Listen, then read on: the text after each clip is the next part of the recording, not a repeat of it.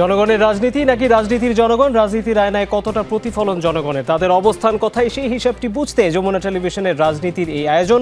পুরো সময় আপনাদের সাথে আছি আমি তৌহিদ হোসেন।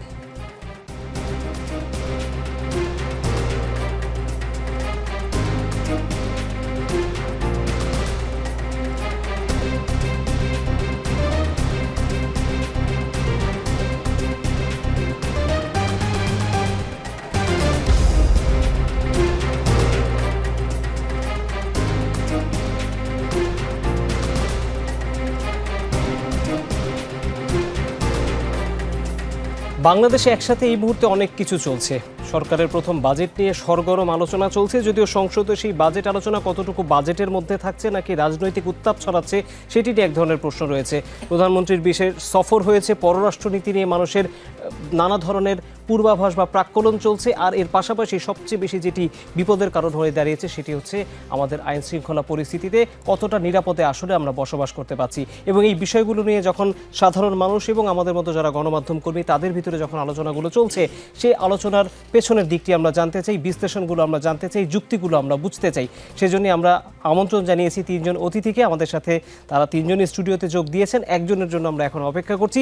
যেই দুজন এরই মধ্যে আমার সাথে যোগ দিয়েছেন তাদের সাথে আপনাদেরকে এই মুহূর্তে পরিচয় করিয়ে দিতে চাই। আমার ঠিক ডান দিকে আছেন মোহাম্মদ কামরুজ্জামান রতন এমপি। তিনি মুন্সিগঞ্জ ৩ আসনের বিএনপির পক্ষ থেকে সংসদ সদস্য, একই সাথে তিনি বিএনপির কেন্দ্রীয় নির্বাহী কমিটির সমাজ কল্যাণ বিষয়ক সম্পাদক। আপনাকে স্বাগত জানাচ্ছি। আমাদের সাথে আছেন জনাব ডেলএইচ খান, মুখপাত্র ও সাংগঠনিক সম্পাদক, জনতার দল, এটি নতুন রাজনৈতিক দল হিসেবে আত্মপ্রকাশ করেছে। এবং আমরা অপেক্ষা করছি অ্যাডভোকেট মোহাম্মদ মাসুদ পারভেজ রাসেল এমপির জন্য। তিনি চুয়াডাঙ্গা 1 আসন থেকে বাংলাদেশ জামায়াতে ইসলামীর সংসদ সদস্য। তিনি নিশ্চয়ই কিছুক্ষণের ভিতরে আমাদের সাথে যোগ দিবেন। জনাব কামরুজ্জামান রতন, আপনাকে দিয়ে একটু শুরু করি। কেন বলছি, সংসদে যখন বাজেট নিয়ে আলোচনা চলছে, এই মুহূর্তেও বাজেটের আলোচনা করেই আপনি সংসদ থেকে আমাদের এখানে যোগ দিয়েছেন এবং আপনারা খুব ব্যস্ত সময় কাটাচ্ছেন। অনেক ধরনের ডাইমেনশন এবার বাজেটের আলোচনাতে আমরা পেয়েছি, বিশেষ করে সরকারি দলের পক্ষ থেকে। এই কারণে বলছি, আপনাদের একজন সংসদ সদস্য বলেছেন যে কালো টাকা রোধে আসলে 500-1000 টাকার নোটের মতো নোটগুলো বাতিল করা সাময়িকভাবে দরকার। সেটি 2 মাসের জন্য করার তিনি প্রস্তাব দিয়েছেন। তিনি নেতা হলেই ব্যাংক লাগবে বা লিজিং কোম্পানি লাগবে, এই ধরনের ধারণা থেকে এমপিদেরকে বের হয়ে আসতে বলেছেন। আবার আমরা এমনও দেখছি যে তারল্য সংকটের কারণে আপনারা একটি ব্যাংকে, বাংলাদেশ ব্যাংকের তরফ থেকে আমরা দেখলাম যে তারল্য সংকটের জন্য সহায়তা দেওয়া হলো। এবং সবথেকে গুরুত্বপূর্ণ হচ্ছে, একটি ব্যাংক আসলে ইসলামী ব্যাংকিংয়ের ধারণাটি বাংলাদেশ আসলে কতটা শক্তিশালী থাকবে সেটি নিয়ে আপনারা সংসদে বেশ সরগরম আলোচনা করেছেন। প্রশ্নটা আসলে এরকম না, যখন অর্থনীতিকে আপনারা বিপদের দ্বার প্রান্তে পেয়েছেন, এটি অর্থমন্ত্রীও সবসময় বলেন, কিন্তু কতটা ভালো আসলে অর্থনীতি আপনারা সামলাতে পারছেন এবং বাজেটে আসলে কতটা বাজেট নিয়ে দিন শেষে আপনারা যৌক্তিক আলোচনা করতে পারলেন? এইমাত্র আমাদের জনাব সালাউদ্দিন আহমেদ স্বরাষ্ট্রমন্ত্রী উনি বক্তব্য দিচ্ছিলেন, তো ও রেখে যেহেতু আপনাদের শোটা, আপনারা তো এটা কিন্তু একটা মিনি পার্লামেন্ট, ওইখানে কথা হয়। ডিফারেন্সটা কি, ওইখানে বিধি মানতে হয় বা সাথে সাথে কোনো অপোনেন্ট থাকে না। বাট এইটার ডিফারেন্সটা হলো, আমি যা কথা বলছি সাথে সাথে কিন্তু আমার যে কাউন্টার পার্ট বা আমার যে বন্ধুবরা এখানে কথা বলবেন, সাথে সাথে কিন্তু আমার ভুল শুধরে বা আমার মিথ্যা বা একটা ভুল তথ্যের উপর আমি যদি কোনো চটকদার কথা বলি, সাথে সাথে কিন্তু কাউন্টার আমি একটা সংশোধন আকারেই কিন্তু আমাকে কথা বলতে হচ্ছে। তো যাই হোক, মিনি পার্লামেন্টে দাঁড়িয়ে যেটা প্রথম যে বাস্তবতা, যে কোন অবস্থার আপনি বলছেন রাজনীতির যে একটা সঠিক একটা পট পরিবর্তনের পরেই কিন্তু আজকে একটা গণতান্ত্রিক একটা রাষ্ট্র, যেই রাষ্ট্রের প্রথম যে বাজেটটা সেটা হলো কেউ কেউ বলে যেটা উচ্চ একটা বিলাসী বাজেট। অ্যাকচুয়ালি যেই আঙ্গিকে আমি এই কথাটা বলি, এটা দেয়া হয়েছে বাস্তবায়নের জন্য। মনে হবে এটা ঘাটতি বাজেট বা এই যে আমার যে উচ্চ মানে মূল্যস্ফীতি, যেটা মানে যতগুলো আঙ্গিকে অর্থনৈতিকভাবে এটা এক কথায় বলা যাচ্ছে যে এইটা আমার বিরোধী দলের নেতারা বলছে যে এইটাকে কখনোই সম্ভব না এটা পূরণ করার জন্য। এখন দেখেন, যতগুলো আঙ্গিকে এই বাজেটটা দেয়া হয়েছে, সেইখানে কিন্তু আজকের যদি আপনারা গত 2-3 দিনে এটা মিরাকলি আমি এই মানে ভিতরের যে আলোচনার বাজেটের উপর যে পরিবেশটা, এটা তো ট্রিমেন্ডাস। এটা কোনোদিন আমরা সংসদীয় বাংলাদেশের সৃষ্টির পর থেকে আমরা দেখি নেই। মানে যেইখানে সরকারের সমালোচনা করার, সরকারের আমরা ট্রেজারি বেঞ্চে থেকে কিন্তু সঠিক কথা বলছে। দেখেন গয়েশ্বরচন্দ্র রায় গতকাল সে কথা বলছে এবং সববার কিন্তু ওইখানে কিন্তু একটা উনি কিন্তু বাহবা পেয়েছে। তার মানে এটাকে প্রাণবন্ত, এখন প্রাণবন্ত সংসদ হলে তো হবে না, এটা ফাংশনিং করতে হবে। যে বাজেটটা দেয়া হয়েছে এইটাকে বাস্তবে রূপ দিয়ে যদি ঘাটতি বাজেট থেকে থাকে, এইটা কিভাবে সরকারি দল, ধরুন আমি একটা বাজেট দিলাম, পূরণ তো করতে হবে আমাকে, আর বিরোধী দল তো সমালোচনা করবে, এই জন্য তো বিরোধী দল, কিন্তু সেই বিরোধিতা হবে গঠনমূলক, জবাবদিহিতা তাদেরও থাকতে হবে। যেমন আমাদেরকে কার্যকরী করে আমাদেরকে জনগণকে প্রমাণ করতে হবে। এখানে লুকোচুরি বা জনগণকে আমি কোনো ফাঁদে ফেলে বা জনগণকে আমি পূরণ আশার যেটা আমি দিয়েছি ওইটা পূরণ না করে কিন্তু জনগণের ম্যান্ডেট কিন্তু আমি কখনই পাবো না। এবং আমার লক্ষ্য থাকতে হবে যে আমি আগামীতে যে নির্বাচনে আমি যাব, নির্বাচনে এটা তো আমার প্রতিশ্রুতি, এই প্রতিশ্রুতিটা আমি কতটুকু বাস্তবে রূপ দিতে পারবো, এটা কিন্তু আমাকে পরীক্ষা দিয়ে কিন্তু জনগণের আস্থা অর্জন করতে হবে হবে। তো সুতরাং আমরা বাস্তবতার উপর দেশের অর্থনৈতিক ক্ষণভঙ্গর এবং কোন পরিস্থিতিতে বাংলাদেশটাকে আমরা এই সরকারটা পেল এবং সেটার সরকারের বয়স কত, তারপর আপনি 2.5 মাসের মধ্যে একটা বাজেট এটা প্রণয়ন করতে হলো এবং এটাকে বাস্তবে রূপ দিতে হলে এখন আমি দুইটা জিনিস, যেটা সংসদে আজকে বিরোধী দল সহ সবাই কিন্তু এক বাক্যে, এটা কিন্তু ট্রেজারি বেঞ্চ এবং বিরোধী দল থেকে সব একটা কথা কিন্তু বেরিয়ে আসছে যে আপনার এইটা ইমপ্লিমেন্টের ক্ষেত্রে আপনাকে সৎ থাকতে হবে, এফিশিয়েন্ট হতে হবে এবং বাস্তবায়নের জন্য বিরোধী দলের আমাদেরকে যতটুকু সহযোগিতা দরকার, এই সার্বিক একটা প্যাকেজ মনে করি এটা গণতন্ত্র উত্তরণের জন্য, এই দেশটাকে একটা সঠিক মানদণ্ড এবং অর্থনৈতিক ভিতের উপর দাঁড়া করাবার জন্য আমাদের যতটুকু আমাদের দায়িত্ব ট্রেজারি বেঞ্চে সেটা আমরা করব। এবং আমাদের যে জায়গায় লিকেজ থাকবে বা যেইখানে কিন্তু আমাদের এই আশা পূরণের জন্য আমাদের ব্যর্থ হবে, ডিসক্রিমিনেশন দেখবেন জনগণ, সেইখানে কিন্তু বিরোধী দল দাঁড়িয়ে সমস্বরে সবাই কিন্তু এই আঙ্গিকে কথা বলবে। তো এই ধরনের ভাইব্রেন্ট একটা পার্লামেন্ট, এবং আমি প্রথমে বলেছি এটাকে প্রাণবন্ত বললে হবে না, এটা ফাংশনিং একটা পার্লামেন্ট হতে হবে। এই জন্য আমি মনে করি গণতন্ত্রের জন্য যারাই সংগ্রাম করেছে সবাই আমরা সচেষ্ট, এবং আপনাদের চোখ যেহেতু এইভাবেই খোলা থাকে, সুতরাং আমাদের কার্যকলাপ এবং ভবিষ্যতের যে আমাদের অঙ্গীকার, এইটা আমরা কতটুকু বাস্তব আমরা রূপ দিতে পারবো। সুতরাং আমাদের পরীক্ষা দিয়ে কিন্তু জনগণের আস্থার মধ্যে থাকতে হবে।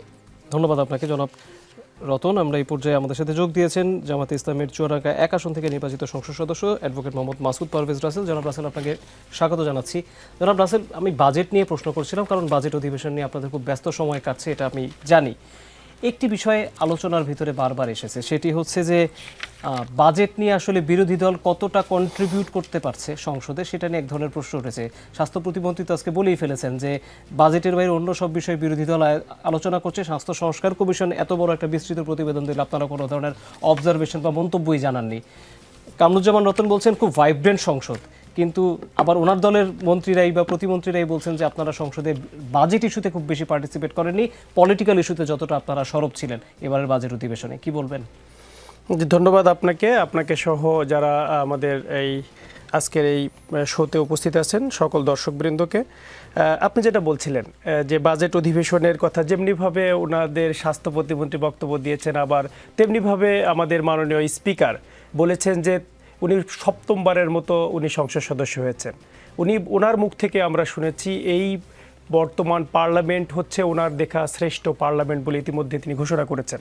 কেন করেছেন? এই যাবৎকালের ইতিহাস দিয়ে তিনি পর্যালোচনা করেছেন। প্রত্যেকটা বিষয় যেভাবে প্রত্যেকটা বিভাগ সম্পর্কে, প্রত্যেকটা মন্ত্রণালয় সম্পর্কে যেভাবে চুলচেরা বিশ্লেষণ হয়েছে এবার বাজেটে বিরোধী দলের পক্ষ থেকে, আপনি অতীত ইতিহাসগুলো পর্যালোচনা করলে হয়তো দেখতে পাবেন। আমার সম্মানিত ভাই আছেন যিনি সরকার দলের সংসদ সদস্য, তিনিও জানেন প্রত্যেকটা বিষয়গুলো নিয়েই আমরা কথা বলেছি। এক একটা পয়েন্টগুলো নিয়ে, এক একটা বিষয়গুলো নিয়ে, অসামঞ্জস্যতা নিয়ে, বাজেট কেন আমাদের দেশে ফলপ্রসূ হয় না সেটা নিয়ে প্রত্যেকটা ডিপার্টমেন্ট ওয়াইজ আমরা কথা বলার চেষ্টা করেছি, এবং সেগুলো ইতিপূর্বের বছরগুলোর অ্যানালাইসিস সহ আমরা কথা বলেছি। কিন্তু বাস্তবতা হচ্ছে এই যে এই বিষয়গুলো আলোচনার মধ্যে সব বিষয় তো আসলে এগুলো বাইরে এইভাবে আসে না, এটা একটা ব্যাপার। আর ব্যাপারটা হচ্ছে যে এই আলোচনাতে আমরা যারা অংশগ্রহণ করছি সরকারি দল মানে ক্রিটিসিজমের চেয়ে দেখা যাচ্ছে যে বেশি প্রশংসা করছেন, আমরা বেশি ক্রিটিসিজম করছি, আবার যেগুলো ভালো সেগুলো ভালো আমরা বলছি। এর মধ্য দিয়ে আমাদের সংসদ কিন্তু চলমান আছে। গতকালকে একটা বিষয় আপনি দেখবেন খেয়াল করে, আমাদের মাননীয় বিরোধী দলীয় নেতা তিনি বলেছেন যে আমরা যে প্রিভিয়াস যে একটা অবস্থান ছিল সংসদে, যে শুধুমাত্র বিরোধিতার খাতিরেই বিরোধিতা করা, আমরা সেইটা ভেঙে দিতে চাই। আমরা ওই রকমের বিরোধী দল হতে চাই না। যেটা সরকার ভালো করবে দেশের জন্য, জনগণের জন্য, দেশের স্বার্থের জন্য, দেশের অর্থনীতির জন্য, সেইগুলোর সাথে আমরা অবশ্যই ওয়েলকাম জানাবো। আর যেগুলো স্বার্থবিরোধী হবে জনগণের, যেগুলো জনগণকে আবারও ভোগান্তির মধ্যে ফেলবে, আবারও দেশের টাকা যখন বিদেশে পাচার হবে, বিদেশে যখন বেগমপাড়া তৈরি হবে, সরকারের পক্ষ থেকে এই জাতীয় অপরাধীদের নাম যখন প্রকাশ করা না হবে এবং তাদের বিরুদ্ধে কি পানিশমেন্টের ব্যবস্থা করা হচ্ছে সেটা যখন আমরা সচক্ষে না দেখতে পাবো, তখন আমরা আবারও এই বিরোধিতা সর্বোচ্চটুকু আমরা সেখানে আমাদের বক্তব্যগুলো উপস্থাপন করব। আপনাকে একটা কথা বলতে চাই যে বাজেটের ব্যাপারে বলা হচ্ছে খুব ভালো বাজেট। ওকে, আমাদের প্রিয় ভাই বলেছেন যে এই সরকার তো মাত্র 1 মাস 1.5 মাস সময় পেয়েছে বাজেট করার জন্য, কিন্তু বাংলাদেশের প্রেক্ষাপট কি তাই বলে? আপনি যদি দেখেন যে আজকের বাজেট আগামী এই 30 তারিখে পাশ হয়ে যাওয়ার পরেই আবার কিন্তু বাজেট নিয়ে যারা কাজ করেন তারা কাজ শুরু করে দেবেন। এটা হচ্ছে বাস্তবতা বাংলাদেশের। কারণ আমাদের দেশের বাজেটগুলো আমরা এই সংসদেও আলোচনা হয়েছে এই বিষয় নিয়ে, আমাদের ভিতর থেকে পার্লামেন্ট সদস্যরা কথা বলেছেন এ ব্যাপারে, যে আমাদের সংবিধানে আছে যে 81 কি বলে যে আপনাকে বলি 83 নম্বর অনুচ্ছেদে বলা আছে সংসদে আলোচনার সাপেক্ষেই জনগণের উপরে কর নির্ধারণ করা হবে এবং সরকারের অনুমতি ব্যতীত সেটা হবে না। আমরা যেটা দেখি যে হয়তো 40 ঘন্টার একটা আলোচনার মধ্য দিয়ে আমাদের আলোচনা শেষ হয়ে যায়, কিন্তু আসলে প্রকৃতপক্ষে এটা কেমনে হবে, কিভাবে এটা করকে আরও ভালো বাস্তবায়ন করা যাবে। যেমন বিগত ইন্টারিম গভর্নমেন্টের সময় এই আয় কর কিভাবে ভালোভাবে আদায় করা যায় এর যে ব্যর্থতা আছে, সেটাকে স্বাবলম্বী করার জন্য একটা কমিশন গঠন হয়েছিল। সেই কমিশনের কার্যকারিতা কতটুকু সেটা কিন্তু আমরা এখনো জানতে পারি নাই। তো এই অবস্থায় আরেকটা বিষয় আপনাকে বলি যে আমাদের সংবিধানে আছে 132 অনুচ্ছেদে যে সরকার তাদের প্রত্যেকটা হিসাব নিকাশ সংসদের নিকট ও রাষ্ট্রপতির কাছে যাবে, তারপর সংসদ উপস্থাপন হবে। সর্বশেষ 2018 সালের আয় ব্যয়ের হিসাব নিকাশ সংসদ উত্থাপন হয়েছে, এরপরে আর হয়নি।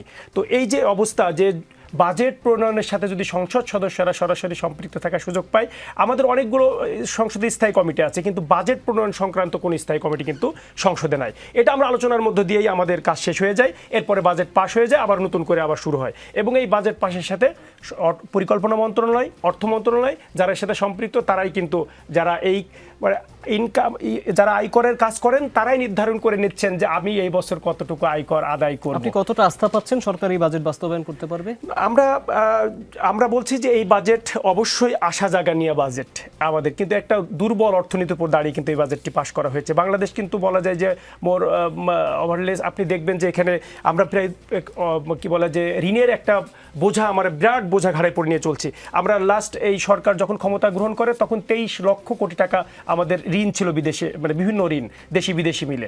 সেটা কিন্তু 1 মাসের মাথায় মার্চের ইয়ের পরে এসে বলছে 24 লক্ষ কোটি টাকা ঋণ, যেটা আগামী 3 অর্থ বছরে রেশিও বলছে 34 লক্ষ কোটি টাকায় সেটা উপনীত হবে। তাহলে এই অবস্থায় দাঁড়িয়ে যে বাজেটটি পাস করেছে, উপস্থাপন করেছেন, এটা একটা মানে চ্যালেঞ্জিং বাজেট আমরা মনে করি, সাহসী পদক্ষেপ গ্রহণ করেছেন। কিন্তু এই বাজেট বাস্তবায়ন করার জন্য প্রিভিয়াস টাইমে যে আমরা মানে সুশাসন, দুর্নীতিমুক্ত প্রশাসন, সকল জায়গায় জবাবদিহিতা, এই যে একটা অভাব আমরা দেখেছি, সেইটার মধ্যেই যদি গতানুগতিকভাবে চলতে থাকে তাহলে কিন্তু এই বাজেট হোঁচট খাবে, এই বাজেট হোঁচট খাবে। এবং যে ঘাটতি দেখানো হয়েছে 2,43,000 টাকা ঘাটতি শুধুমাত্র বাজেটের হিসাবে, কিন্তু আয় করে যে নির্ধারণ করা হয়েছে, ইতিপূর্বে ইতিহাস বলছে 4 লক্ষের উপরে কখনো আমাদের এনবিআর কখনো আয় করতে পারে নাই, 4 লক্ষ কোটি টাকার বিষয়। তো তারপরেও দেখা যাচ্ছে 6,95,000 কোটি টাকা এখানে আমরা বাজেট আয় করবো বলে আমরা একটা নির্ধারণ করা হয়েছে। তাহলে এখানেও যদি প্রায় 2,95,000 কোটি টাকা আর ওখানে 2,43,000 কোটি টাকা, বিরাট বড় একটা ঘাটতি বাজেট নিয়ে কিন্তু আমরা যাত্রা শুরু করেছি। তো সেখানে যদি আমরা মনে করি যে এইটা যদি একটা জবাবদিহিতার মধ্যে, একটা সুশাসনের মধ্যে এবং দুর্নীতি ইতিপূর্বে যেভাবে হয়েছে সেটাকে যদি তার রোধ না করা যায়, তাহলে এই বাজেট অতীতের ন্যায় আবার। আপনার কাছে আরেকবার আসবো জনাব মাসুদ পারভেজ রাসেল। জনাব জেলিজ খান, আপনি দুজনের বক্তব্য শুনলেন, আপনারা নতুন রাজনৈতিক চর্চা এবং বার্তা নিয়ে রাজনীতির কথা বলছেন। এখনকার চলমান সংসদের আচার আচরণ বা সংসদের রীতিনীতি এবং রাজনৈতিক দলগুলোর যে আচরণ ঐতিহাসিকভাবে বাংলাদেশে কতটা পরিবর্তন দেখতে পাচ্ছেন? ধন্যবাদ আপনাকে, ধন্যবাদ আমাদের সহ আলোচক বৃন্দকে ধন্যবাদ, এবং এই অনুষ্ঠানের দর্শক যারা আছেন তাদেরকে ধন্যবাদ জানাচ্ছি। অফকোর্স ধরেন 24-এর যে গণঅভ্যুত্থানটা হলো তার পরিপ্রেক্ষিতে আমরা একটা এক্সপেক্টেড যে সংসদ চেয়েছিলাম সেই সংসদের 16 আনা হয়তো পাইনি আমরা, কারণ এটাতে আসলে ভাইদের কোনো দোষ নেই। কারণ আমাদের যে সংসদ নির্বাচন পদ্ধতি আছে এই সিস্টেমটাই আসলে ফল্টি এই কারণে যে নির্বাচন কমিশন যখন তার নিজের সংস্কারের জন্য একটা কমিশন করলো তখন এটা উঠে আসলো যে আমাদের দেশে নির্বাচন, সংসদীয় নির্বাচন একটা লাভজনক এন্টারপ্রাইজ। এই জায়গায় মানুষ ইনভেস্ট করে, রিটার্ন অফ ইনভেস্টমেন্টের মডেল থাকে এবং সত্যিকার অর্থে একেবারে ধরেন কথার কথা যদি বলি হাদির মতো কেউ একজন যে একেবারে জান প্রাণ দিয়ে শুধু পলিটিক্সই করতে চায় তাকে আপনি কখনো পার্লামেন্টে দেখবেন না, কারণ দিস ইজ এ সিস্টেম যেটা দাঁড়াইছে।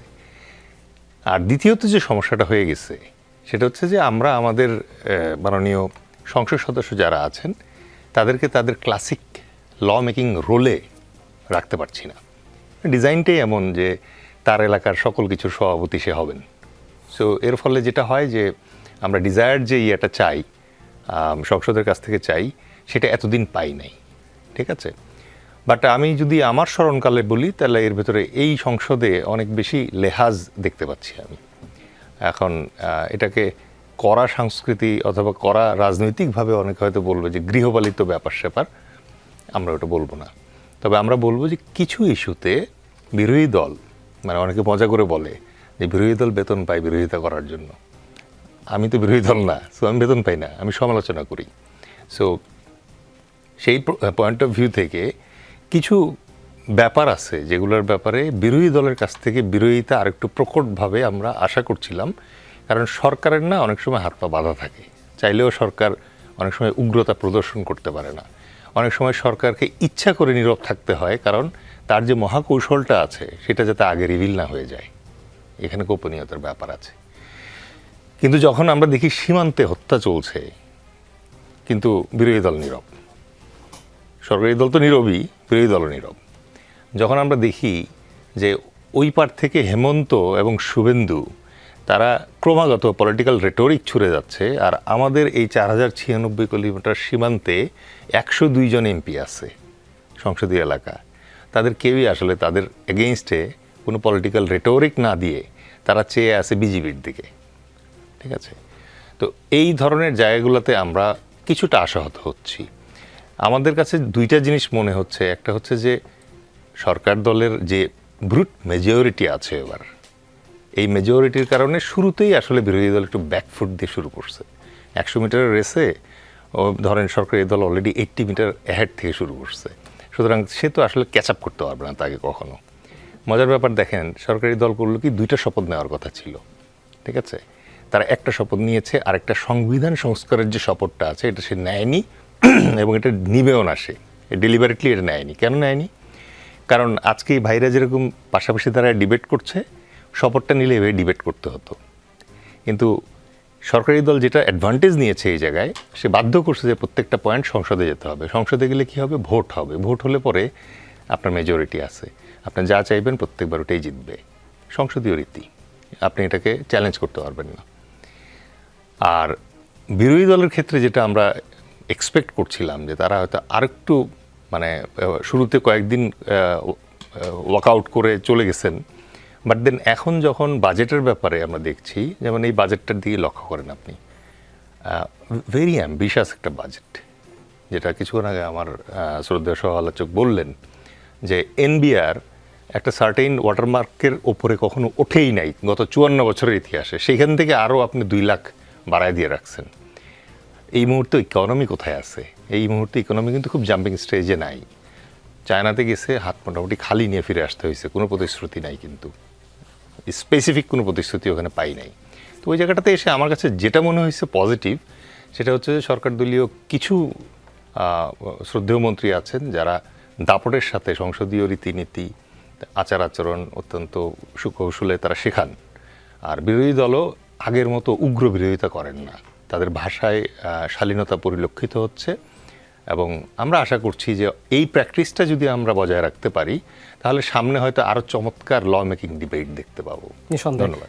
জনাব রিলিজ খান, আপনার কাছে আরেকবার ফিরবো। জনাব কামরুজ্জামান রতন, যিনি চীনের প্রসঙ্গটি এনেছেন, তো সেই চীনের প্রসঙ্গটাতেই একটু আসি। সেটা হচ্ছে যে আপনাদের সরকারের প্রধান অর্থাৎ প্রধানমন্ত্রীর প্রথম বিদেশ সফর কোথায় হবে সেটি নিয়ে অনেক জল্পনা কল্পনা চলছিল। গণমাধ্যম কর্মী হিসাবে আমাদের ভিতরে অনেক ধরনের প্রশ্ন বা আগ্রহ কাজ করছিল। পরবর্তীতে আমরা দেখলাম তিনি মালয়েশিয়া গেলেন এবং চীনে গেলেন। সেখানে শি জিনপিংয়ের সাথে অর্থাৎ চীনের প্রেসিডেন্টের সাথে বৈঠকের পরে সেখানে মিয়ানমার, বাংলাদেশ এবং চায়না একটা করিডোর নিয়ে আলোচনা হলো, যেটার বিষয়ে আমরা আসলে একমত হয়েছি। যদিও পররাষ্ট্রমন্ত্রী বলেছেন বিষয়টা এখনও বিবেচনাধীন, কোনো চূড়ান্ত সিদ্ধান্ত হয়নি, এক ধরনের আলোচনা হয়েছে। মিয়ানমারের সাথে আমরা এমন এক পর্যায়ে আলোচনা করছি যখন এই মুহূর্তে দেশটিতে গৃহযুদ্ধ চলছে, আমাদের রোহিঙ্গা সংকট অমীমাংসিত এবং আমাদের সীমান্ত অস্থির। এরকম একটি বাস্তবতায় চীনে গিয়ে মিয়ানমারের সাথে করিডোর স্থাপনের বিষয়ে আপনারা কেন একমত হলেন? স্ট্র্যাটেজি কি? এরকম একটু মানে ওনাদের কথার মধ্যে দুইটা জিনিস উঠে আসছে, সেটা একটু আমি মানে ছোট্ট করে উত্তর দিতে চাই। উনি একটা কথা বলেছেন যে আমাদের ব্রুট মেজরিটিতে আমাদের কি করতে পারে, আমাদেরকে দানব বানাতে পারে। এতটুকু বলতে চাই, আমরা যদি 80 কিলোমিটার আমরা মানে এগিয়ে আছি, এটা যদি মনে করি এটা ওই যে খরগোশ আর কচ্ছপের দৌড় ছিল না, আমি ব্যক্তিগতভাবে মনে করি যে আমি যদি মনে করি আমি এই ব্রুট মেজরিটি দিয়ে বাংলাদেশের মানুষের প্রবলেমগুলো সলভ করবো, জুলাইয়ের যে আবেদনটা ওইটাকে আমি মিটিয়ে ফেলবো, অতটুকু বোকা আমার তারেক রহমান না। এটা আমি প্রথমে আপনি অ্যান্সারটা দিলাম। আর আরেকটা ব্যাপার হলো যে সব জায়গায় এখন যারা আছে, ধরুন ওই যে সভাপতির একটা রেওয়াজ থেকে যায় যে আমি পার্লামেন্ট মেম্বার হলাম, আমি আমার ব্যক্তিগত, আমি তো পুরো বাংলাদেশকে আমি তো একটা এক্সাম্পল হতে পারবো না। আমার সীমাবদ্ধতা, আমার প্রথম পরিবর্তনটা হতে হবে আমি মানসিকভাবে। যেমন আপনি মুন্সিগঞ্জ 3 আসর খবর নেন, আমি পার্লামেন্ট মেম্বার হিসেবে স্কুল, কলেজ, মাদ্রাসা সব জায়গায় কিন্তু একটা মানে ইনভাইট থাকে, মনে হয় যে এতদিন হুজুর ছিল না, সব জায়গায় আমি যোগ্য। আমি প্রথম দিন ঘোষণা করছি আমাকে মানুষ ভোট দিয়ে এমপি বানিয়েছে। এরপরে আমি এবং আমার পরিবার থেকে কেউ আর কোনদিন মেম্বারই হবে না কোনো জায়গায়। সুতরাং আমি চাই যে আমার থেকে আরো বেটার কোনো মানসিকতার মধ্যে দিয়ে বাংলাদেশের সব পার্লামেন্টের মেম্বাররা তারা আমার চেয়ে আরো ভালো উৎকর্ষ সাধন করে এই জাতিকে একটা প্রত্যাশা জায়গায় একটা আমরা মানে নিয়ে যাক। এখন দেখেন আমরা thank you so much, welcome. সেটা হলো যে আমরা কয়েকদিন আগে, এখন তো মাননীয় প্রধানমন্ত্রী গেলেন, আমাদের স্বার্থ সংশ্লিষ্ট বিষয়গুলো আমার বার্তাটা কি? প্রথম হলো যে আমি ক্ষমতায় থাকার জন্য আমি কিন্তু তাদের কোনো আমার অ্যাসিস্ট্যান্স লাগেনি।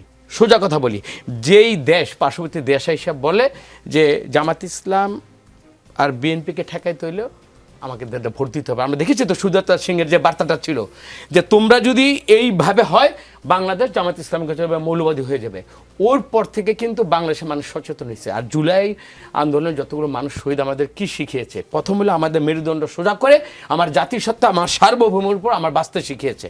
সেখানে বাংলাদেশ যার প্রতিনিধি করেছেন মাননীয় প্রধানমন্ত্রী আজকে তারেক রহমান, উনি দুইটা বার্তা নিয়ে গিয়েছেন। সেটা হলো যে আমি ভোটে আমি নির্বাচিত, জনগণ আমাকে ভোট দিয়েছে, আমি এমন একটা অ্যাম্বাসেডর বা একটা ফ্ল্যাগ নিয়ে আসছি যেখানে এই জাতিসত্তার এবং এই ভূখণ্ডের মানুষটা আমার পাবলিকের যে আমার স্বার্থগুলো, সেটা হইতে পারে কথা মানব সম্পদ, হইতে পারে মানে দ্বিপাক্ষিক আমাদের চুক্তির ক্ষেত্রে আমাদের হতে পারে। আমার বার্তাটা হলো আমি একটা জাতির একজন প্রতিনিধি হিসেবে আসছি। ওনার সাথে যারা আসছিল মেসেজ একটাই, দিস ইজ বাংলাদেশ। এবং সবার আগে বাংলাদেশ মানে কি, এই বাংলাদেশের মর্যাদাটা এবং মানুষের যতগুলো স্বার্থ, এই স্বার্থটাকে আপহোল্ড করে আমি যাই করব, চুক্তি করব। এবং যত ভাই আরেকটা জায়গায় বলেছেন যে না এখানে কোনো রং তামাশা বা ওইখানে যেন উনি গিয়েছেন, আপনারা দেখবেন আগামীকাল ওনার বাজেট বক্তব্য। তারেক রহমান এই যে 17টার উপর এমইউর যে সাইনগুলো করে আসছেন, স্পেসিফিক্যালি উনি ওনার বক্তব্যে কি করে আসছেন এটা জাতির সামনে বললাম তো, নাথিং হিডেন। এখানে আর কোনো মানে ওই যে গ্রাম দেশে কোনো ল্যাব জেব দিয়ে এই দেশ চালানো যাবে না। যেইটার উপর তারেক রহমান দায়িত্ব নিয়েছেন। এখন আমরা তো গ্রাম দেশে আরেকটা কথা বলি, ছেড়ে দে মা কেঁদে বাঁচি। তারেক রহমান কিছু না, এই ধ্বংসস্তূপের উপর কিন্তু উনি কিন্তু এসে কিন্তু দাঁড়িয়েছে। আমরা বর্তমানে একটা ফুটবল ঝড় উঠছে না, ফুটবল জল মানে উঠছে, তো সবাই এককালে আমরাই মনে করি, ধরুন আমি আর্জেন্টিনার ম্যারাডোনার বাইরে বোধহয় আর আর্জেন্টিনা কখনো চ্যাম্পিয়ন হতে পারবে না। বাট মেসি কি প্রমাণ করলো? দায়িত্ব নিল এবং প্রমাণ করে কিন্তু দেখালো যে না, এরপরও আরও যোগ্যতা সম্পন্ন লোক থাকতে পারে। আমার বেগম খালেদা জিয়ার মারা যাওয়ার পরে এবং তারেক রহমান বিদেশে থাকা অবস্থায় এই বাংলাদেশে এই সুশীল সমাজের টকশোতে দেখেছি বিএনপি আর ঘুরে দাঁড়াতে পারবে না। আমার মনে হয় তারেক রহমান ইনশাআল্লাহ প্রমাণ করেছে, জনগণ তাকে সেই সুযোগ দিয়েছে। এই সুযোগটাকে নিশ্চয়ই জনগণের এই বিজয়ের এবং জনগণের আস্থা এবং বিশ্বাসের পাটাতনের উপর উনি যে এখানে দাঁড়িয়ে আছেন, সেটা আমার পার্শ্ববর্তী দেশ ভারত বলেন, আমার মায়ানমারের স্বার্থ যেটা আছে, এই যে আপনারা রোহিঙ্গার সমস্যাটা আমাদের জ্বলন্ত সমস্যা, এই যে বোঝাটা সারবার জন্য চায়না কিন্তু অবশ্যই দরকার। যারা এই ব্যাপারে, এটা তো বিশদ আলোচনার ব্যাপার, এখানে পররাষ্ট্র মন্ত্রণালয়ে যারা আছেন বা আমাদের এই দেশের এইগুলো নিয়ে যারা কাজ করেন, তারা কিন্তু এটা কিন্তু বিশদ ব্যাখ্যাগুলো ওনাকে দিবেন। কিন্তু বাহ্যিক দৃষ্টিতে আমি তারেক রহমান বা আমার দলের, আমি যেহেতু উনি আমার নেতা, ওনার বডি ল্যাঙ্গুয়েজ এবং কালকের মধ্যে দিয়ে জাতি জানতে পারবে উনি একটা জিনিস অর্জন করে বাংলাদেশে আসছেন, এবং এই বাংলাদেশে উনি প্রমাণ করে দিবেন যে এরকম অর্থনৈতিকভাবে হ্যাঁ এটা ঘাটতি বাজেট কখনই এনবিআর এর এই যে 4,47 লক্ষ কোটি বাজেট টাকা কোনো কিন্তু এনবিআর এটার উপর উঠতে পারে নাই। কিন্তু যেহেতু এটা দিয়েছে, তাহলে আমি বলি আপনি দেখেন আমেরিকা বলেন $1 ট্রিলিয়ন ওরা বাজেট দেয়, সবাইকে এই ঘাটতি বাজেটের উপরে কিন্তু তারা কিন্তু বাজেট দেয়। পৃথিবীর কোনো দেশ, উন্নত দেশগুলো কিন্তু একেবারে সলিড তাদের অর্থনীতির ভিতর উপর দিতে পারে, সবার একটা ঘাটতি বাজেট থাকে। আমি প্রথমেই বলছি আমাদেরকে প্রমাণ করে দেখাতে হবে, আমাদের যোগ্যতা থাকতে হবে, আমাদের সততা থাকতে হবে। আজকে নাহিদ ইসলাম বলেছে, আমি আজকে যাওয়ার সময় আমি তো একটা নিয়ে গিয়ে কামরুজ্জামান নতুন, আপনি যদি একটু প্রসঙ্গে থাকেন, আমরা একটু বিরতি নেব, আপনাকে আমি 1 মিনিট সময় দিতে পারবো, একটু যদি শেষ করেন। আমি যেটা বলবো, আমাকে প্রথম সৎ থাকতে হবে, আমার এফিশিয়েন্ট হতে হবে। আমার যে ক্যাবিনেট আজকে যখন সংসদে আলোচনাগুলো করে, বাইরে তো দেখেন আমাদের যারাই কথা বলেন, আমি এইটাই বলছিলাম, তারেক রহমানের ক্যাবিনেটে যারা আসছেন, যারা দায়িত্ব নিয়েছেন, সবাই এফিশিয়েন্ট এবং সততার সহিত ওনার সাথে পরিশ্রম করে প্রমাণ করে দেবেন যে উনি সার্থক, এবং উনি একটা সার্থকতার একটা বার্তা নিয়ে যে আসছেন এটা প্রমাণ করে উনি দেবেন। এইটাই আমার বার্তা। চীন, মিয়ানমার এবং বাংলাদেশ করিডোর নিয়ে আমরা বিএনপির এমপি কামরুজ্জামান রতনের বক্তব্য শুনছিলাম, এবং তিনি যেটি বলছিলেন জনাব রাসেল, যে আগামীকাল প্রধানমন্ত্রী সংসদে এটির পূর্ণাঙ্গ ব্যাখ্যা দিবেন, কিন্তু কোনো ধরনের স্বার্থকে, অন্য কোনো স্বার্থকে প্রাধান্য না দিয়ে বাংলাদেশের স্বার্থকে প্রাধান্য দিয়ে এবং নত যেন না হয়ে বাংলাদেশের সামনে এক ধরনের ইমেজ বিল্ড আপ করার এক ধরনের প্রয়াস থেকেই প্রধানমন্ত্রী মালয়েশিয়া এবং চীন সফরে গেছেন, এবং সেখানে বেশ কিছু সমঝোতা বা আন্ডারস্ট্যান্ডিং নিয়ে তিনি ফিরেছেন, বিনিয়োগের কিছু প্রতিশ্রুতি এসেছেন। চীন একই সঙ্গে চট্টগ্রাম এবং মংলা বন্দরের আধুনিকায়ন নিয়ে কাজ করতে চেয়েছে, তিস্তা প্রকল্পে তাদের আগ্রহ রয়েছে, এবং এই প্রকল্পের সম্ভাব্যতা যাচাই নিয়েও সব পক্ষ একমত হয়েছে। প্রশ্নটি হচ্ছে, এই যে চীন সফর, এটাকে আসলে আপনারা চীনের দিকে ঝুঁকে পড়া বলতে চান কিনা? ধন্যবাদ আপনাকে। আমি এটা বলার আগে জাস্ট একটু আমাদের ভাইয়ের কথা একটু আসতে চাই, যে উনি একটা কথা বলেছিলেন, বিরোধী দল বেতন পায় বিরোধিতা করার কারণে।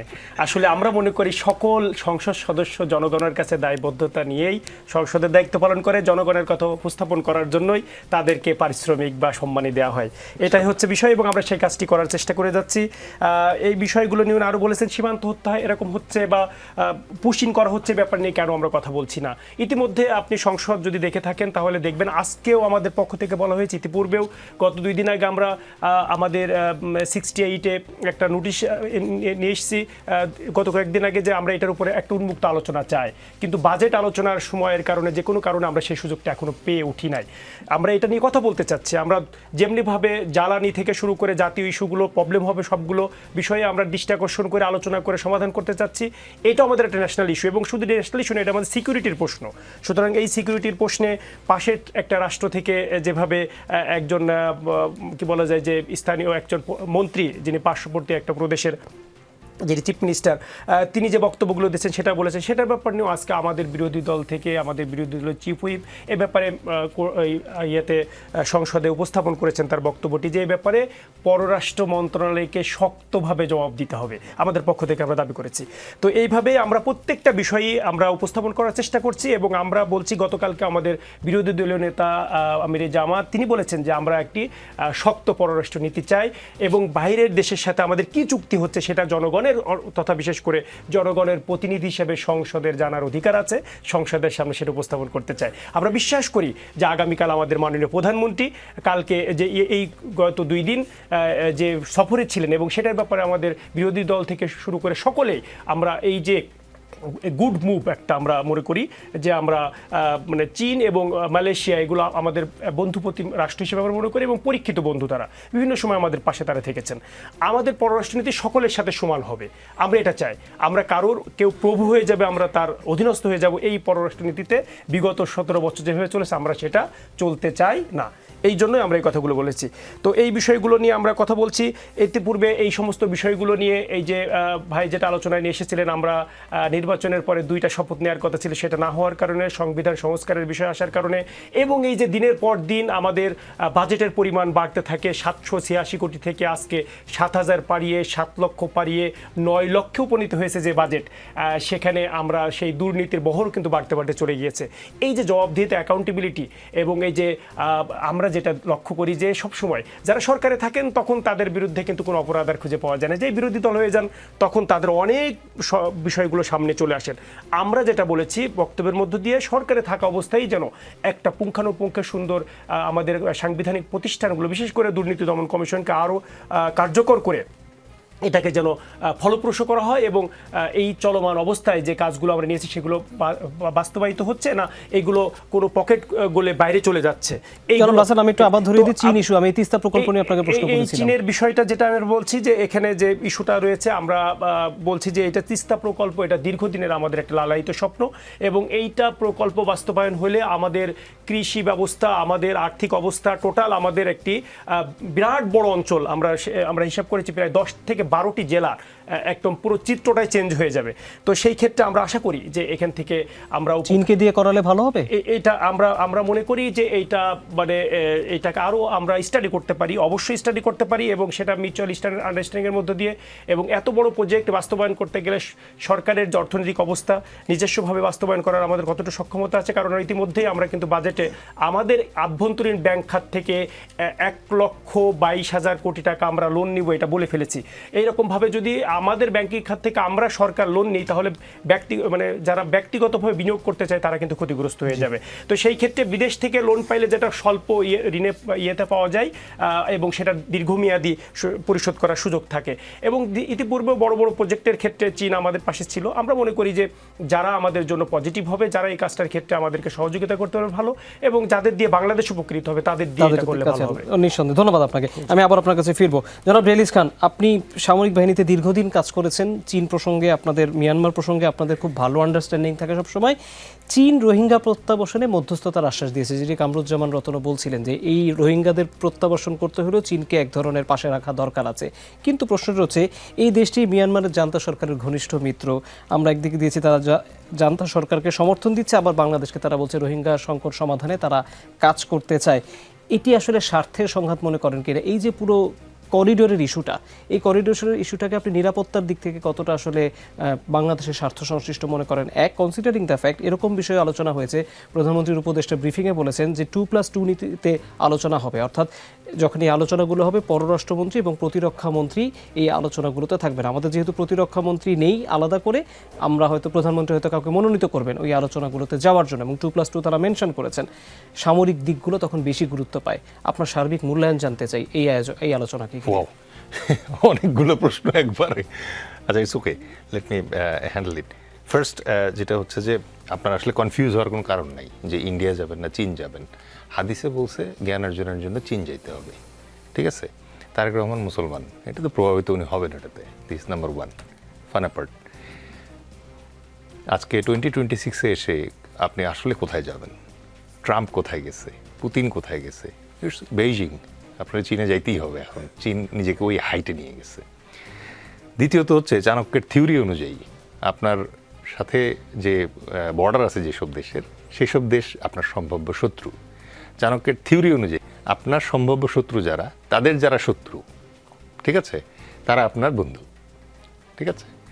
চাণক্যের সূত্র অনুযায়ী অনেক দূরের রাষ্ট্র, ইউএসের মতো দূরে যারা আছে, এরা হচ্ছে দূরবর্তী মিত্র।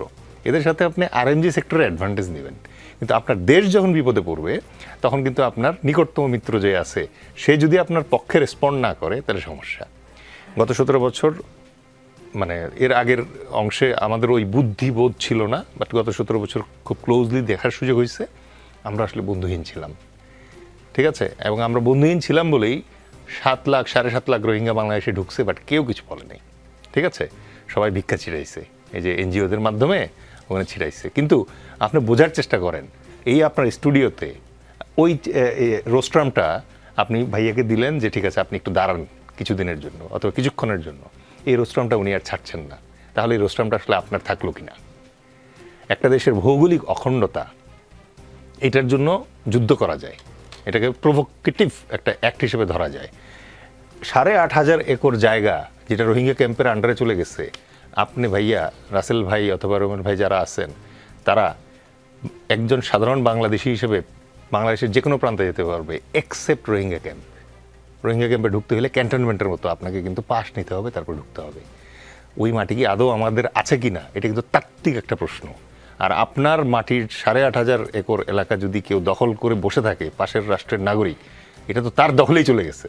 সুতরাং আপনি চাইলে এটার জন্য কিন্তু যুদ্ধ করতেও পারেন, আবার চাইলে নোবেলের জন্য আপনি এদেরকে আসতেও দিতে পারেন, থাকতেও দিতে পারেন। পারসেপশনের ব্যাপারে এই জায়গায়, পারসেপশনের পয়েন্ট অফ ভিউ থেকে আমি যেটা বলবো, 18 ঘন্টা মালয়েশিয়ায় যে ট্রানজিট করে গেছেন অনারেবল প্রাইম মিনিস্টার, দরকার ছিল। কেন দরকার ছিল? কারণ আনোয়ার ইব্রাহিমের সাথে আমাদের যে রিলেশনশিপটা আছে এটা ভালো। আসিয়ানের একটা গুরুত্বপূর্ণ সদস্য হচ্ছে মালয়েশিয়া। সুতরাং তারেক রহমানের যে ফ্রেন্ডলি এবং উষ্ণতাটা আমরা দেখলাম ওই জায়গায়, এটা আমাদের কাজে লাগবে। 8 লাখ প্রবাসী থাকে ওখানে, 2,000 এখন জেলে আছে, আর এর বাইরে অসংখ্য আছে হচ্ছে যারা রেকর্ডেড না, ঠিক আছে? কিন্তু প্রাপ্তির ব্যাপারটা আমার দেখতে হবে। দিন শেষে অনেক দহরম মহরম হয়েছে, কিন্তু বলছে বছরে 8,000 নিবে। 24-এর পরে বন্ধ আছে, 8,000ও কম না, কিন্তু বছর তো 1 লাখ যায় আমার এখান থেকে। তো সেই তুলনায় 8,000 তো কিছুই না। এবার দ্বিতীয় প্রসঙ্গ যেটাতে আসি, একটা লোক সরকারিভাবে গেলে 78,000 টাকা থেকে শুরু করে 1.5 লাখ টাকা খরচ হওয়ার কথা, ঠিক আছে? সরকারি খরচ। সেই জায়গায় 4 লাখ থেকে 6 লাখ টাকা খরচ হয় বাংলাদেশ থেকে মালয়েশিয়া যাইতে, বাকি টাকা 2 দেশের সিন্ডিকেট খায়। এটা তো ভাইরা জানেন। তো তারেক রহমান যেহেতু এই ভিজিটে গেছে, বাংলাদেশের মানুষ এবং মালয়েশিয়ার শ্রমিকরা এখন আল্লাহ আল্লাহ করতেছে, এবং তারা সত্যিকার অর্থে তাকায় আছে যে এখন থেকে 1.5 লাখ টাকার নিচে মালয়েশিয়ার শ্রমিক যাবে। তারেক রহমান বাপের বেটা এটা করে দিবে, ঠিক আছে? এটা করা অসম্ভব কিছু না। আপনি যদি দুর্নীতির গোড়ায় হাত না দেন, আপনি এই যে ঘাটতি বাজেট যেটা আছে এটা তো আপনি ম্যানেজ করতে পারবেন না, এটা সাদা হাতি। আচ্ছা, আর মালয়েশিয়া থেকে ধরেন এই যে FTA যেটা হওয়ার কথা ছিল, এটা কিন্তু আগাইলো না, এটা আবার চলে গেছে, মানে পরের বছরের দিকে যাচ্ছে এটা। তারপরেও আমি বলবো যে না, আলোচনা তো হইলো অ্যাটলিস্ট। এবার আসি চায়নায়। চায়নাতে we went there with great expectations. 1 নম্বর এক্সপেকটেশন কি, ইন্ডিয়া আমাদের মানে পুশ করতে করতে এমন অবস্থায় নিয়ে আসছে, এখন অপশন একটাই, সেটা হচ্ছে যে শুভেন্দু সীমান্তের পাশে দাঁড়ায় মুখ্যমন্ত্রী হয়ে বলবে তারেক রহমান বৈধ না, শেখ হাসিনা বৈধ, আর তারেক রহমানকে এখন ফার্স্টে ভিজিটে যাইতে হবে ইন্ডিয়াতে। সীমান্তে ফেলানির লাশ ঝুলবে, 1 মাস আগে খাদেম মারা গেছে লালমনিরহাটে, তারেক রহমানকে ইন্ডিয়া আগে যাইতেই হবে, ঠিক আছে? আপনার এই যে নদীগুলো আছে, 54টা নদী, প্রত্যেকটা নদীতে বাদ দিছে। মনে করেন যে আমাদের দেশ পুরো শুকায় মরুভূমি হয়ে যেতেছে, একটা ক্রনিক পানি সন্ত্রাস চালাইতেছে, এইটার কোনো জবাব নাই। গঙ্গা চুক্তি ডিসেম্বরে শেষ হয়ে যাবে, এটা নিয়ে কোনো অ্যাসুরেন্স নাই। তারেক রহমানকে আমার আগে যাইতেই হবে ইন্ডিয়াতে, মামার বাড়ির আবদার। আপনি যেদিন মনে করেন যে তারেক রহমানের উপদেষ্টাকে দিল্লিতে ঢুকতে দেন নাই, তারপরে হাউ ডু ইউ এক্সপেক্ট যে আপনার দাওয়াত আমি হোল্ড করবো না? আমার দেশ ছোট হইতে পারে সাইজে, কিন্তু আমার দেশ মানে ভুটানের রাজাও কিন্তু রাজাই, আপনাকে ওই সম্মান তো দিতে হবে। আপনারা তো সম্মানই দেন না। যেদিন শি জিনপিংয়ের সাথে বসছে তারেক রহমান, সেদিন আপনি মনে করেন যে ভিসা খুলে দিচ্ছেন, 5টা ভিসা সেন্টার খুলে দিচ্ছেন, বলছেন 28 তারিখ থেকে ভিসা ওপেন যাবে ওই জায়গায়। কিন্তু ভিসা যে আপনি ওপেন করছেন, ওইখানে তো মুসলমান পাইলেই মারতেছে। আর বাংলাদেশি মুসলমান বলার পরে, পরিচয় পাওয়ার পরে, তার উপরে যে সিকিউরিটি এবং সেফটি হ্যাজার্ড হবে না, এটা নিশ্চয়তা কি আপনি দিচ্ছেন? আপনি শুভেন্দু ওই যে কি দীনেশ ত্রিবেদী এখানে এসে কি সুন্দর বলতেছে, 1 আকাশ 1 মাটি 1 যন্ত্রণা। না, 1 যন্ত্রণা না। আপনি 4096 কিলোমিটার জুড়ে মনে করেন যে কাঁটাতারের বেড়া দিচ্ছেন, আর আপনার দেশের মুখ্যমন্ত্রী বলতেছে ওখানে কুমির এবং সাপ ছেড়ে দিবে। 1 দেশ 1 আকাশ 1 মাটি হইলে পরে কি এরকম বলতেন? যদি 1 আকাশ 1 মাটি আর 1 যন্ত্রণা হইতো, নদীতে বাদ দিচ্ছেন কেন? নদী ফ্রি ছেড়ে দিতেন। আল্লাহ তো বলছে যে নদী ফ্রি দেবে, নদীকে ডিস্টার্ব করো না। আন্তর্জাতিক আইন বলতেছে নদীকে ডিস্টার্ব করা যাবে না। আমরা এখন মনে করেন যে তিস্তা ব্যারেজের জন্য ফান্ড আনতেছি, আমরা নিজস্ব অর্ধায়নে পর্দা বেজার করার চেষ্টা করতেছি। ভাই, উজান থেকে যদি পানি না আসে, আপনি এগুলো বানায় কি করবেন বলেন তো? এই নেগোসিয়েশনে তো বসতে হবে। চীন প্রসঙ্গে ছিলাম কেন, যে চীনে যাওয়াটা এত ইম্পর্টেন্ট ছিল, কারণ ইন্ডিয়া প্রকারান্তে আমাদেরকে দেয়ালে পিঠ ঠেকায় বাধ্য করতেছিল যে তাদের কাছে নতজানু হইতে হবে। শেখ হাসিনা তার ফুল ক্যাবিনেট নিয়ে, গোয়েন্দা প্রধানদেরকে নিয়ে দিল্লিতে বসে আছে এই মুহূর্তে। They are an asset to the Indian government. ওইটা কবে আপনি ফেরত দিবেন? আপনি এত কিছু পুশিং করতে পারেন, এগুলোর পুশিং করতে পারেন না? সেটা তো আপনি করবেন না। হাদির খুনিকে পোষণ করছেন আপনি, করেন নাই, ওই জায়গায় আপনি আইন দেখতেছেন। আর শুভেন্দুর কাছে আছে হচ্ছে 96 লাখ, আর হেমন্তের কাছে আছে হচ্ছে 19 লাখ, সর্বমোট 1,15,00,000 এটা ঢোকানোর জন্য আপনি বসে আছেন। চায়নার কাছে বড় এক্সপেকটেশন যেটা ছিল সেটা হচ্ছে J-10CE যে বিমান, এই বিমান আমাদের লাগবেই। আপনি বিলিভ করেন এই বিমান যদি আমাদের থাকতো, একটা রোহিঙ্গা আমাদের ঢুকতে দিতে হতো না। এই বিমান আজকে আনেন আপনি চাইলে, বাংলাদেশ সরকার যদি চায়, তারেক রহমান যদি বলে 1 সপ্তাহ করে সময় দিব, 1 লাখ করে রোহিঙ্গা যাবে, 1 লাখ করে রোহিঙ্গা যদি 1 সপ্তাহের ভিতরে না যায়, 2 বার করে বোমা মেরে দিয়ে আসবো নিপতিতে, করা সম্ভব। ওই বিমানের ক্যাপাসিটি আছে। দ্য মোমেন্ট আপনার 20টা J-10C এখানে থাকবে, সাথে সাথে আপনি ওই মিয়ানমারের সাথে যুদ্ধের সক্ষমতায় একেবারে আকাশে উঠে যাবেন। আর একই সাথে এটা কিন্তু আমাদের ইন্ডিয়ারও একটা কনসার্নে আসছে। বাংলাদেশের যে আকাশটা ছিল, এই আকাশটাকে তারা সামরিক ভাষায় বলতো জিরো রিস্ক স্কাই, মানে হচ্ছে যে তারা যুদ্ধের কারণে এই আকাশের জন্য, বাংলাদেশের আকাশের জন্য কোনো বিনিয়োগ ছিল না। কারণ প্ল্যানটাই তো ছিল হচ্ছে সিকিম যে প্রেসক্রিপশনটা ছিল, একটা লেন্দুবজর্জি 2 দরকার ছিল তার, যেটা শেখ হাসিনা। আর সেম প্রেসক্রিপশনে আপনি কদিন পরে দেখতেন যে সংসদে এরকম ভাইদের মতো যারা ছিল ওই জায়গায়, তারা সবাই টেবিল চাপড়ায় চাপড়ায় ভোট দিয়ে মনে করেন যে দেশ সরাই ফেলতো। এই ছাত্ররাই না মনে করেন যে দেশটা বাঁচাইছে, সেই জন্যই তো আমরা মনে করেন যে এই জায়গায় সেটা করতেছি। আচ্ছা, আমরা আরেকটা প্রসঙ্গ আনতে হবে, আমরা খুব বেশি সময় পাবো না, যদি দ্রুত শেষ আচ্ছা। আর চায়নার ব্যাপারে যেটা আছে, আমি যেটা সংক্ষেপে যদি বলতে বলেন, চায়নাতে দুর্দান্ত রকম মানে কূটনৈতিক অ্যাডভান্টেজ পাইছি আমরা। 10-এর ভিতরে আমি 7.5 দিব স্ট্রেট ওয়ে। কিন্তু যেইটা ব্যাপারে সতর্ক থাকতে হবে আমাদেরকে, সেটা হচ্ছে এখনো কিন্তু ফাইন্যান্সিয়াল কোনো ডিক্লারেশন আসে নাই। প্রধানমন্ত্রীর ভাষণটা এখন হয় নাই, কালকে হবে, হইলে পরে এই যে 13টা MOU হইলো, এটা করতে হবে। প্রবলেমটা হয়ে গেছে কি, সব দলেরই কিন্তু বল পাস হয়, গোল দেয় হচ্ছে মেসি নেইমাররা, ঠিক আছে। আমাদের প্রবলেম হয়ে গেছে, MOU হয়, ছবি তোলা হয়, ডিপ্লোম্যাটিক হ্যান্ডশেক হয়, আসার পরে আর ফলো আপ থাকে না। আমার ধারণা এই চায়না কেসে প্রধানমন্ত্রীকে যেটা করতে হবে, PM অফিসে নিয়মিত একদম ক্যালেন্ডার ধরে ডাকতে হবে, যা এই যে গেছিলাম, যাওয়ার পরে যে এটা নিয়ে কথা হয়েছে, 1 নম্বর MOU এটার অগ্রগতি কি, 2 নম্বর MOU এটার অগ্রগতি কি, এইটুক খালি যদি উনি করেন কাজ আগাবে। যেই জায়গাটায় আরেকটা বড় সমস্যা আছে, আপনি ওই যে নদী চিটাং বন্দর এবং মংলার কথা বললেন, এই জায়গায় আমাদের চাইনিজ ফান্ডিং এর দরকার আছে। বিকজ স্পেশালি মংলায় ইন্ডিয়া খুব ঝামেলা কম করে, ওই জায়গায় খুব কুইকলি পাওয়া যাবে। বাট তিস্তার ক্ষেত্রে আমি সাজেস্ট করব জাপান অথবা জাইকাকে যদি ইনভলভ করা যায়, তাইলে ইন্ডিয়া যে কমপ্লেনটা করতেছে যে পলিটিক্যাল ফ্লেভার আছে, এটা ভেঙে যেত। আর আরেকটা জিনিস করা খুব জরুরি, সেটা হচ্ছে আমাদের দেশটা কোনো কারণে চায়নার এই ঋণের ফাঁদে যাতে না পড়ে। তাহলে কিন্তু হাম্মামতোতা কিন্তু একটা বন্দর, এই শ্রীলঙ্কার, এটা কিন্তু পেঁচে পড়ে গেছে। সো আমাদেরকে এই জায়গাটা কেয়ারফুল থাকা লাগবে, এবং তারেক রহমানের সরকারকে খুবই খুবই কেয়ারফুল থাকা লাগবে। স্পেশালি খলিল সাহেব যদি থাকে, তাহলে এটা করার খুব মানে কষ্ট হলেও সম্ভব। সেটা হচ্ছে বাংলাদেশ যেন কোনোভাবে চায়নার প্রক্সি না হয়ে যায়। একবার একটা জিনিস মনে রাখবেন ভাই, প্রক্সি যদি কোনো দেশ হয়ে যায়, তখন হয় কি, এই চায়না আর ইন্ডিয়ার ফাইটটা আমাদের দেশে হবে, ঠিক আছে।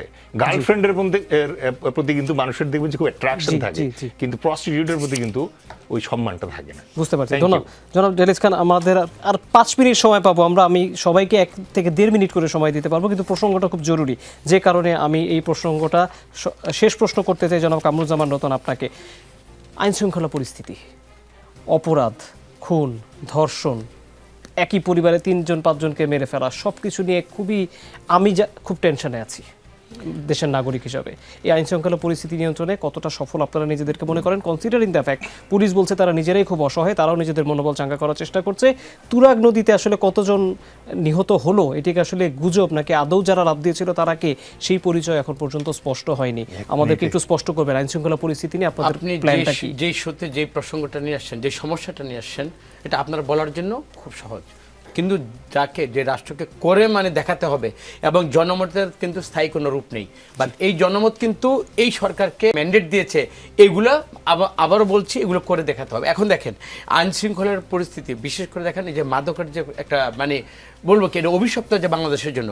মাদক মানুষকে হিতাহিত জ্ঞান থেকে মানে অপরাধীকে এবং যে কিশোর গ্যাং যারা আছে সবাই কিন্তু আজকালকার মাদকে আসক্ত। যে লোকটা মাদকে আসক্ত, এবং দেখেন গতকাল বিলেন আছে, সাইবার বিলেন আছে, যেগুলো আজকে প্রমোট করতেছে ইয়াং জেনারেশনকে, এবং এইটাই হলো আইন শৃঙ্খলা পরিস্থিতির প্রথম যে আমাদের যে উদ্বিগ্নতা, এটা হলো এটার কারণ। এখন দেখেন আইন হচ্ছে সব ক্ষেত্রেই বলবো গভর্নমেন্ট আন্তরিক কিনা, আর পুলিশের যে মনোবল, সেটা হলো 5ই আগস্টের পরে সত্যিকার অর্থে পুলিশের মনোবলটা দুর্বল হয়েছে, এটা তো সত্য।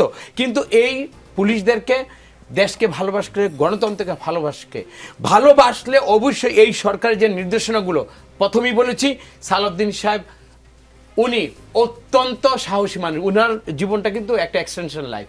উনি যেই জায়গাতে বেঁচে আসছেন এবং যেই জায়গায় উনি দায়িত্ব মানে নিয়েছেন এবং যেইভাবে পার্লামেন্টে কথা বলে, উনি কিন্তু না করে উনার দেখাবার কোনো সুযোগ নেই। আমরা সহযোগিতা করবো, সবাই মিলে আমরা সহযোগিতা করতে চাই এবং আমরা মনে করি সবাই সহযোগিতা করলে এখন যে অবস্থাটা আছে সেটা মানে সর্বক্ষেত্রেই আমরা অবশ্যই উন্নতর একটা জায়গায় আমরা আসতে পারবো। জি, জনাব রতন ধন্যবাদ। মাননীয় সংসদ সদস্য জনাব রাসেল, আমি 1 মিনিট সময় দিতে পারবো। আইন শৃঙ্খলা পরিস্থিতি নিয়ে আপনার অবজারভেশন, সরকার কেমন? অবজারভেশনটা এই যে আপনি ভেরি রিসেন্ট যেগুলো দেখছেন যে এইগুলো সর্বশেষ পুলিশ সদর দপ্তরের তথ্য অনুযায়ী বিগত 3 মাসে 915 জন মানুষ হত্যা হয়েছে তথা খুন হয়েছে এবং গত খুব মর্মান্তিক ঘটনা ঘটেছে যেটা লক্ষ্মীপুর রায়পুরে একই পরিবারের মানে মা এবং তার 3 কন্যাকে জবাই করে হত্যা করা। এই সমস্ত বিষয়গুলো আসলে আমরা যেটা আমরা বাজেট পেশ করছি, জনগণের কথা বলছি, সামাজিক সেফটির কথা বলছি, সামাজিক নিরাপত্তার কথা বলছি, কিন্তু জাতীয় নিরাপত্তার প্রশ্নে আমরা এই জায়গায় আরও বেশি শক্তভাবে সরকারকে হ্যান্ডেল করতে হবে। হাদি হত্যার বিচারকারী যারা, হাদি হত্যার সাথে যারা জড়িত খুনি, তাদেরকে বিচারের আওতায় নিয়ে আসার মানে একেবারে ফলপ্রসূ বা দেখা যায় এরকম বিচার আমরা দেখতে চাই, যেটা এখন পর্যন্ত কোনো আমাদের দৃষ্টিগোচর হয়ে ওঠেনি। এইগুলো না নিয়ে আসা পর্যন্ত আসলে দেশের মানুষের সামগ্রিকভাবে আমাদের অর্থনীতি বলি, আমাদের রাজনীতি বলি, সকল ক্ষেত্রেই আমরা কিন্তু পূর্বের ন্যায় ফিরে যাব। আর সর্বশেষ বলতে চাই যে লোকাল গভর্নমেন্টকে আরও শক্তিশালী করতে হবে আমাদেরকে। লোকাল গভর্নমেন্টের যে বিষয়টি আছে, যেটা ভাই বলেছিলেন যে আইন প্রণেতারা, আমরা আইন প্রণেতা না হয়ে বিভিন্ন স্থানীয় কমিটি সদস্য কেন, সভাপতি হই কেন? লোকাল গভর্নমেন্টের দুর্বলতার কারণে এই সুযোগগুলো হয়ে ওঠে। লোকাল গভর্নমেন্ট যদি শক্তিশালী হয়ে ওঠে এবং সেখানে যদি নির্বাচিত প্রতিনিধিরা আসে, সেখানে যদি প্রশাসক নিয়োগ না হয় এবং জনগণের ক্ষমতাকে জনগণের কাছে পৌঁছে দেওয়া যায়, তাহলে এই বাংলাদেশ সামনের দিকে এগিয়ে যাবে। ধন্যবাদ জনাব ডেলিত খান। একেবারেই শেষ পর্যায়ে কেন আইন শৃঙ্খলা পরিস্থিতি নিয়ন্ত্রণ করা যাচ্ছে না, কি করবো আমরা? আপনি যে কোনো স্বরাষ্ট্রমন্ত্রীর জন্য এটা চ্যালেঞ্জিং যখন আপনার ক্রস ফায়ারের চান্স নাই, আয়নাঘর নাই, যখন ধরেন আপনার স্পেশাল ফোর্সগুলো, নরমাল ট্রেন্ড, এগুলো বাংলাদেশের তো ট্রেন্ড এগুলাই, যাকে আপনি ওই লেভেলের ক্রিমিনালদেরকে এই সব শক্ত জিনিস দিয়ে যখন আপনি এগুলো করছেন, এখন হঠাৎ করে এই জিনিসগুলো ছাড়া, স্পেশালি ধরেন সালাউদ্দিন ভাইকে তো I fully respect, he is a prime minister material, but শিক্ষামন্ত্রী হিসেবে মেবি আরও ভালো করবেন উনি।